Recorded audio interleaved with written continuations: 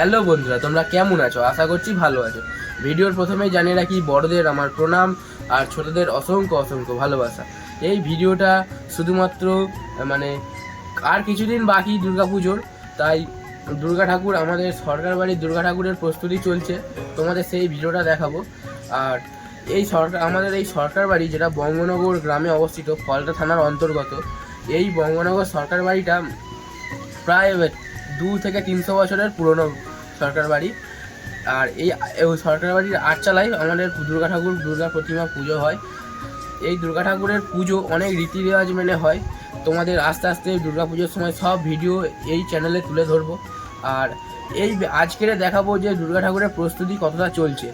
প্রায় কাজ পুরোটাই কমপ্লিট বলতে গেলে, এবার রঙের কাজ হবে। চলো তোমাদের দেখাচ্ছি, আর পুরো ভিডিওটা কন্টিনিউ করো। চ্যানেলে নতুন হলে চ্যানেলটা অবশ্যই সাবস্ক্রাইব করে দাও, আর ভিডিওটা ভালো লাগলে একটা লাইক করবে, আর কেমন হয়েছে কমেন্টে জানাতে ভুলবে না। চলো এবার দেখাই, চলো আমাদের আচরাটা এবার দেখাই। পুরো আচরাটা ঘুরে দেখাবো, আর ঠাকুরের কতদূর কাজ কি হয়েছে সব দেখাবো। চলো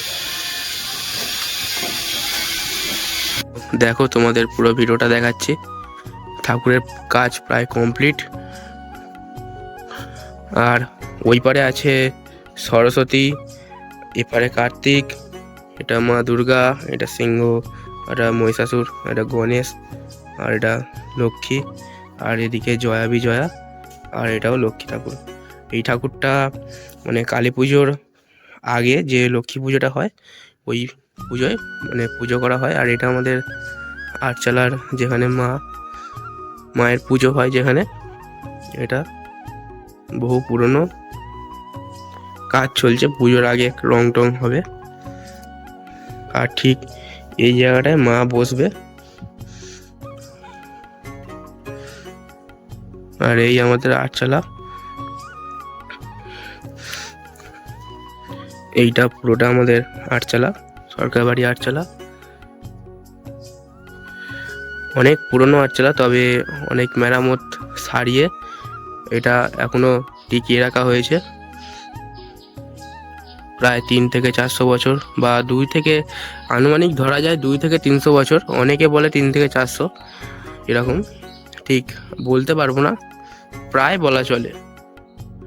আর ওদিকে দেখতে পাচ্ছ ঠাকুরের চালচিত্র, যেটা পিছনে দেওয়া হয়।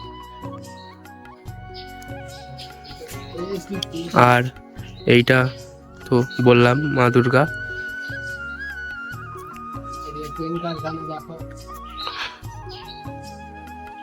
তো তোমাদের একটা কথা বলে রাখি, এই সরকার বাড়ির যে দুর্গা দালান, এইটা অবস্থিত বঙ্গনগর গ্রামে, মানে ফলতা থানার অন্তর্গত। তোমরা চাইলে আসতে পারো।